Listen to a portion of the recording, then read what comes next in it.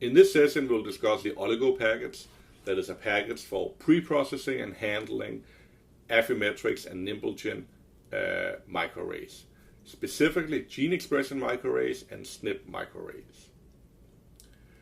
So Affymetrix chips are so-called single-color microarrays.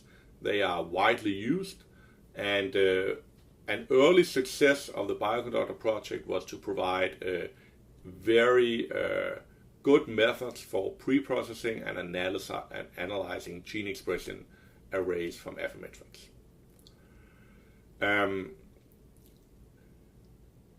This package is a continuation or a second version of an earlier package in Bioconductor called the Affy package. The Affy package was specifically focused on gene expression microarrays from Affymetrix, and then later on the authors realized that they could handle gene expression and SNP chips, and also from both Affymetrix and Nimble-Gen. Nimble-Gen is another company that makes microarrays that were later purchased by Affymetrix, and shall we say, for some applications in some areas of genomics, these arrays have been used a lot, but they're not very commonly used. Let's start off by loading the oligo package, and we're also going to load the GeoQuery package because we're going to get some data from Geo in order to normalize it. So we're going to look at a specific GeoID, and we want to get so-called cell files. So for Affymetrix microarrays, raw data is stored in a binary format, typically binary format called cell. These are not the standard files you get from Geo. These are always submitted as supplementary files from Geo. So the way we get these cell files is we know what the accession number of the experiment is, and then we get the supplementary files. So let's run this one here. And it's going to take a little while because there's a fair amount of data. In the meantime, I can talk a little bit about Affymetrix expression arrays, or Affymetrix arrays in general. Affymetrix as a company has a technology where they can make cheap, very high quality, very short oligos. So on an Affymetrix array, the probes in the array are typically on the order of 25 bases long. That's not very long, and it means that the probes are not very specific. To compensate that, on most Affymetrix arrays, if you're measuring one specific RNA species or you're measuring a SNP, you do this using multiple probes that all measure the same target. These multiple probes are grouped into something called probe set. A probe set is a group of probes that all measure the same target.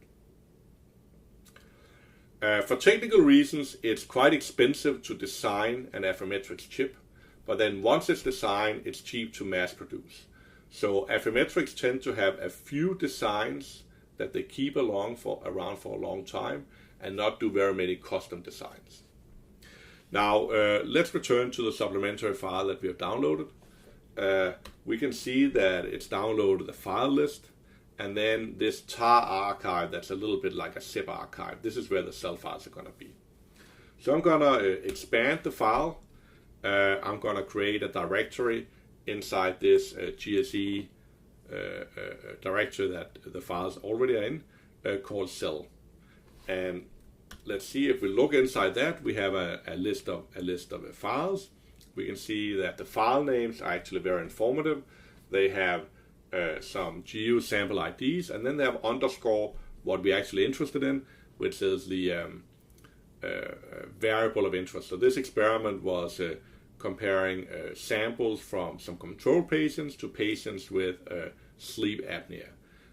So we can see we have the control samples 1 to 8, and then we have the treatment samples that are labeled as OSA from 1 to 10. Okay, so we obtain a list of our cell files with the full name.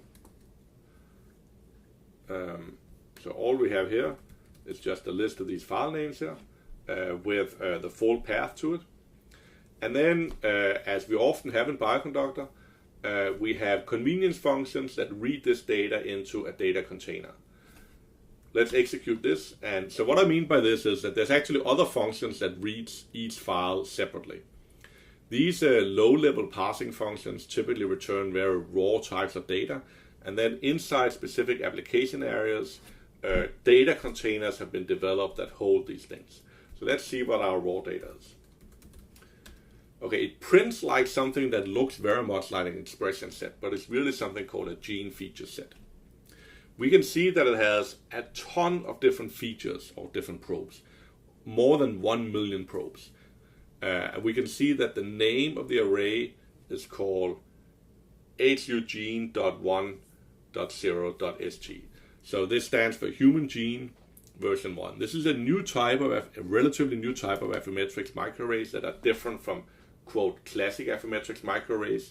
For the biologist, I can say that these are gene expression microarrays that's based on random priming instead of oligo DT priming, and they have a lot of features for each gene. The features, the probe that you are using to measure an RNA transcript, are spaced along the entire length of the transcript. So let's look a little bit at this gene class set here, this gene feature set here. We can see that there's some stuff here that looks very much like an expression set on ESET. Then we have some additional thing like manufacture intensity file that's new. This here is really a way of representing these links. As I said before, we have many probes that measure a single gene, and all of this is sort of taken care of in this feature set. So let's look a little bit at the raw data. We access that using the expression access, and that's not a given, but that's true in this case here. And we can see that we get integers that are pretty large, in this case here, between roughly 200 and 10,000. And that indicates that this expression data is raw intensity measurements from the scanner. So a microarray scanner is typically a 16-bit scanner, which means when you scan a probe, you get a number between 0 and 2 to the 16th, which is 65,536. We can confirm that by looking at the highest value inside the expression data. That's exactly what I want. There's actually a probe that basically maxes out. So this is not a very, or research have shown that this is not a very good scale to work on with microarray data. Usually we want to log transform these data here. When we log transform them, if we use a log with base 2, we get a number basically between 0 and 16. Now the first thing we're going to do is we're going to clean up the pheno data a little bit, just for good order's sake. So we get the file name from the raw data, which is the file names, and that's kind of the information we have. You can see we discussed this here earlier. And I'm going to store that inside the P data. I'm going to say that my sample names, I don't want this .cell.gc, I don't want this GSM identifier, I just want control 1, control 2, and so on and so forth. That's unique enough for me. So I'm going to do some cleanup here using regular expressions on these sample names here. We can see that after all of this, I get some useful sample names. And I'm going to put them inside, and I'm going to use them as the sample names of the data set. And then finally, I'm going to create a group variable, which is going to tell me the different experimental groups. And let's see what came out of that. I have a P data thing here with an index, which is not really that useful. I have a file name, and I have the group, and then I have the sample names out to the left. So now we have cleaned up the pheno data a little bit, and we are ready to do some stuff. Let's start off by looking at the intensities of this raw data here. So this here is an attempt at describing the need for normalization of gene expression microarray data.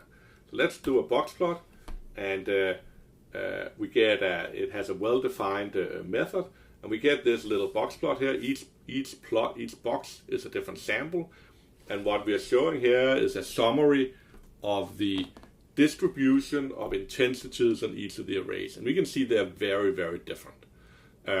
Remember the y-axis on this box here, or The y-axis on this box plot here is on the log scale.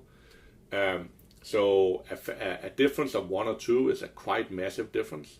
And on this plot here, we can see that all the different arrays have different means. They have different spread. And we also see that it looks like there's 3 samples that are a little bit different, like the control 5 to control 7. These 3 samples seem to have very low intensity measurements compared to the rest of the arrays, and they have very low variability as well. Really, so one hypothesis is that nothing was really hybridized for these samples here. Really understanding that or assessing that or deciding that really is going to require a lot more exploratory data analysis for this particular experiment. Now, when you have a data set like this, most often you want to start off by normalizing it. And a very popular method for gene expression microarrays from Affymetrix is the RMA method that I highly recommend people to use. It kind of basically always does pretty well. Sometimes there's a method on a specific data set where that can outperform it a little bit, but RMA always does well. So it's like my method of choice. So how do I run that? I just run RMA on the data. Really simple. Takes a little while. Especially because these arrays are quite massive. They have 1 million probes on them. This is like some of the bigger microarrays that have been built. And RMA consists of like basically 3 steps, as we can see here: background correction, quantile normalization, and then it takes all the different probes that measure the same gene and output a single number for that. So let's look at norm data. So now we're back in something we know and love. It's the expression set, and we see we've gone from 1 million features to 33,000 features. That's a quite massive reduction, and this is happening because all the probes that measure the same thing has been summarized into a single number at the gene level.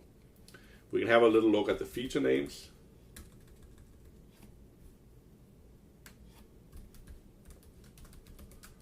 Of the expression set. So these are Affymetrix identifiers. Affymetrix identifiers used to have something with underscores in, but for the new arrays, it's basically a single number. Don't think of this as integers. These are like numbers that tells you something about what was measured in this particular probe set. So in order to annotate it, we have to go from these numbers into gene names, as we have learned to do in other sessions.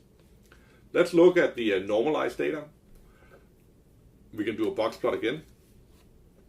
And now everything looks a lot nicer, right? We have the same spread, the same mean, roughly the same spread, roughly the same mean, and it's ready for analysis.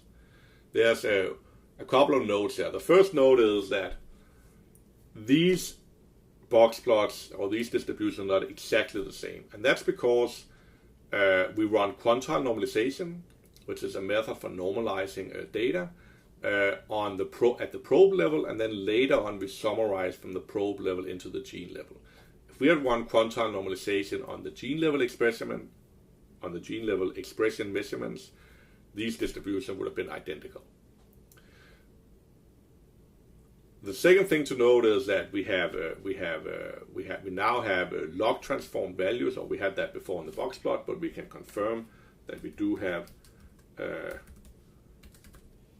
log transform. The log 2 is always log 2 in microarrays measurements, and it does look like the samples control 5 to control 7 are not that different from the rest of the arrays.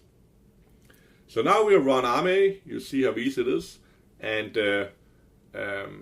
this is like a core thing we can do with oligo. There are similar easy ways of dealing with SNP arrays.